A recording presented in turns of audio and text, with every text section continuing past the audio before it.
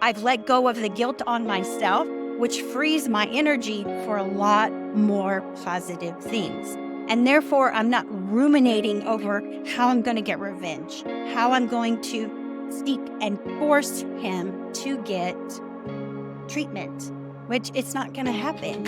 And that is force. Picture any argument you've ever witnessed before, and you will see there's a victim and then a victimizer. And once that victim has been picked on enough, it will go into victimizer. And that is a never-ending cycle until you get out of that punishment phase. So if you pick up on somebody feeling guilty, you're going to strike out at them. And this happens so unconsciously. It happens when someone is nagging at someone else, but they're picking up subconsciously that someone has done something wrong. Oh, hold on. Wonder who had the guilt. It's the person who's projecting it onto you, like we talked about in that quote. If you're holding too much guilt, you're going to project it onto somebody else. It can hinder us or it can help us. And one of my most favorite moments from reading the book Reality Transurfing was understanding his meaning of guilt. And we're going to talk about that today. Welcome to my YouTube channel. My name is Kathy Owen. Today we're talking about guilt from Reality Transurfing and where it comes from, what it means for real and true guilt. Yeah, it's one of my favorite topics because it came to be an aha moment for myself because I had the burden of guilt from fighting a custody battle that lasted 14 years with a man who had no moral compass. He had no ethical background, and he was like just out for himself. And still, to this day, 24 years later, he's still doing the same thing to his own children. By no means. But I was burdened with guilt because I was the mom. I was like, why am I letting my children down? And to this day, I still can see where I could put guilt on myself, but it's not my fault. It is all what's going on out there and in your mind. And when you take that power back, it makes a huge difference in everything. So before we even get into the meat of the subject, I'm going to read some quotes from Reality Transurfing and other books on guilt. If you're watching on my YouTube channel, you'll see them on the screen. But if you're listening to the podcast, go to the link in the show notes or even the description below, and you will find a blog post that has all of these quotes in there, as well as more insight to what I'm talking about today.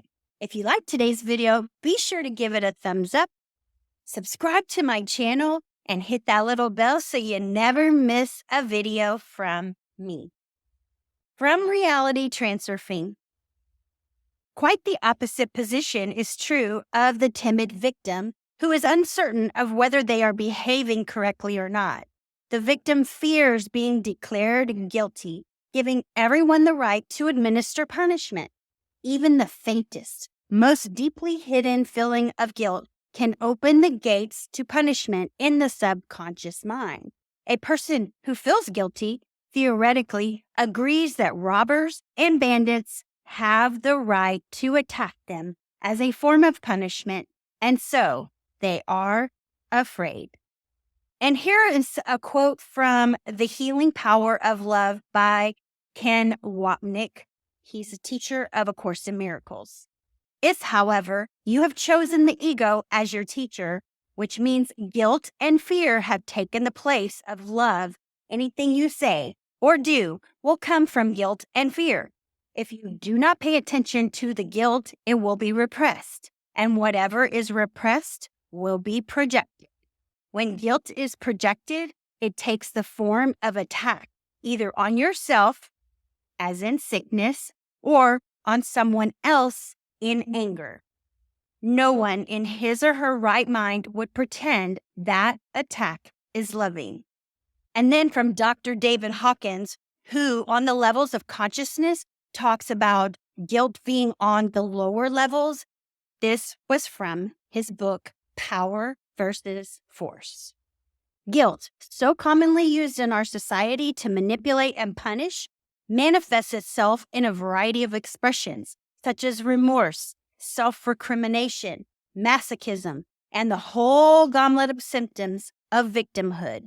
Unconscious guilt results in psychosomatic disease, accident proneness, and suicidal behaviors. Many people struggle with guilt their entire lives, while others desperately attempt to escape by immorally denying guilt altogether. That is from Power versus Force by Dr. David Hawkins. And then one of my favorite, very little known books by Matthew David Hurtado is Ask Until It Is Given, and this is what he says about guilt. Guilt is the most powerful force working against your inner expression of joy and happiness. Whether you are working on better health, better relationships, or more prosperity, guilt is the source of hardened attitudes towards life. So in Reality Transurfing, we talk about guilt as excess potential.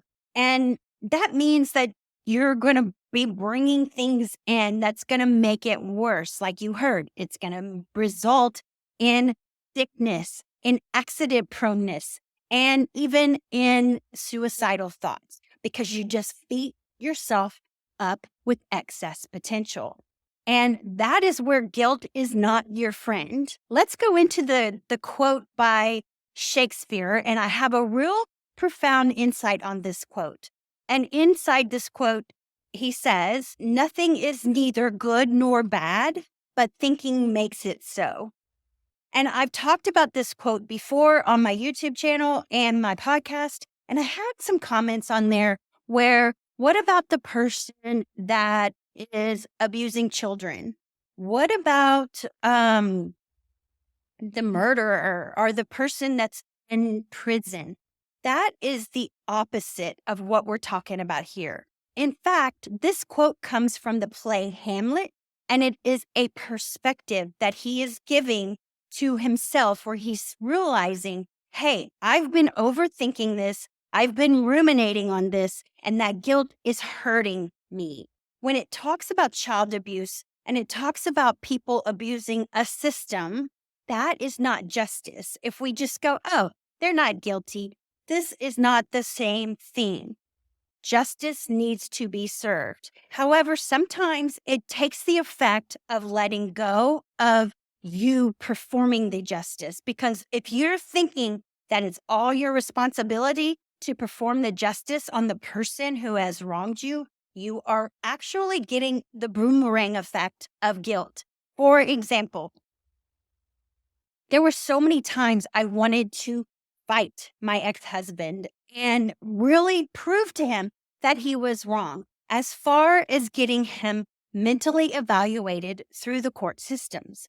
But what he did was he just fought, and he used his money to hire attorneys, and then those attorneys would talk to my attorneys, and he would get whatever he wanted. And he even got it turned down that he was going to get psych evaluated by sending the letter of closing that case to our old home address.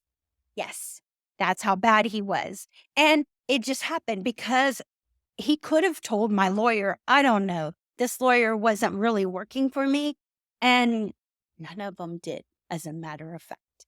But if I took the guilt of going, oh my gosh, I couldn't get him psych evaluated, this is all my fault, that is not my responsibility. In fact, when you let go of trying to prove you're right, what happens is corruption just eats itself up. I'm watching it 24 years later, and corruption is eating itself up. I don't want that for him. I don't wish that for him. But I've let go of the guilt on myself, which frees my energy for a lot more positive things. And therefore, I'm not ruminating over how I'm going to get revenge, how I'm going to seek and force him to get treatment, which it's not going to happen. And that is force. So that's why I love the book Power versus Force. And if you look at the levels of consciousness, you will see that guilt is in the force range. So when you're trying to force guilt or force justice, it won't work. But when you let go and let go of the guilt, it helps. But let's talk about how to let go of that as well and why we hold on to it. So you heard in those quotes a lot about punishment of guilt. There's a lot of punishment involved in guilt. And I take it back to the victimizer cycle, because when we are in the guilt trap, I like to call it, we are stuck in either victim or victimizer. And there is a circle 8 at the bottom of that triangle where we go from victim to victimizer, victim to victimizer. Picture any argument you've ever witnessed before, and you will see there's a victim and then a victimizer. And once that victim has been picked on enough, it will go into victimizer. And that is a never-ending cycle until you get out of that punishment phase. And I will have a link in the show notes and description below that will talk about the victim-victimizer cycle, which I talk about a lot. But to get out of that bottom circle 8 that never ends, you need to get to victor. You need to let go of the guilt. But how does one let go of that guilt? I mean, really, how does one let go of it? I can tell you from experience, what I have found is that when I stop trying to force everything, like Dr. David Hawkins teaches, it just worked out. And then we have the 10 Commandments. The 10 Commandments in the Bible are just set as recommendations. And I'll never forget, I read in Dr. Wayne Dyer's book, Change Your Thoughts, Change Your Life, where he talked about if people just had the moral compass of what is right and what is wrong, we wouldn't need laws. The 10 Commandments, in fact, are just recommendations on how to behave. That is simple, but a lot of times what happens is people use the 10 Commandments to force guilt on somebody else, to force guilt on themselves, when, as Vadim says in the book, just apologize once and it's done. And be sincere with that apology. So what happens is a lot of times we are not sincere with that apology. So there are what they consider manipulative dynamics that go on when we are experiencing feelings of guilt. I can say this from having a dog, and let's say they pottied on the carpet and they know that that is wrong. You know that expression I'm talking about. They're looking at you like, oh, I didn't mean to do it. I'm sorry. I know I'm going to get in trouble. That is what happens subconsciously when somebody picks up on you feeling guilty. So if you pick up on somebody feeling guilty, you're going to strike out at them. And this happens so unconsciously. It happens when someone is nagging at someone else, but they're picking up subconsciously that someone has done something wrong. And so they have that sad dog face that's going on that instills feelings of manipulative behaviors that happen inside there. In Reality Transurfing, Vadim talks about letting go of justification. This is one of the ways that you can let go of guilt. You don't need to justify yourself. You don't need to explain yourself if you have sincerely apologized to yourself, to others. Then that manipulative behavior won't come in. Let's go back to the sad dog face. The sad dog face, he's like, I'm sorry. But he doesn't come back and do it after he's been punished. He comes back inside and he's all happy and everything's fine. So he's not justifying himself. He's not keeping up that little sad dog face, because all that's going to do is perpetuate the punishment, just like we've been talking about. Forgiveness is key. And when you forgive yourself, forgive others. Seeking forgiveness either through the admission of your mistake, prayer, or confession. I love Ho'oponopono for this reason. All it is a simple forgiveness practice. It's 4 sentences. I love you. I'm sorry. Please forgive me. And thank you. Some people say that, why should I say I love you. I'm sorry. Please forgive me. Why should I say that? Why should I say, please forgive me? It doesn't matter if it applies to that instance or that instance, but that forgiveness is a huge release of guilt. That is letting it go. We are human. You're going to make mistakes, but it's okay. Let go of that guilt and it will free up your energy to move up in the levels of consciousness, like Dr. David Hawkins says. And then there is freedom from judgment. Let's go back to my custody battle. My ex would hire a private investigator to follow me around, and I wasn't guilty of anything. In fact, my life was so boring. He was digging in things 10 years ago. He was having this private investigator go talk to people about what I was doing back 10 years ago or who I was dating back 10 years ago. And it just didn't work. In fact, that private investigator talked to one of my friends and he said, you know what? I'm done. I'm done. But let me tell you something. That man, that private investigator followed me around for several months and he would be parked outside my house. And I felt like going out there, taking him a bottle of water. Are you having fun? Because I'm the boring person. All I do is go to work at the Y, go to work at LA Fitness, maybe go to one of my friends' houses. I am not an exciting person to follow. I'm just saying. I love my life and I don't have anything to justify for. So I didn't have guilt. Oh, hold on.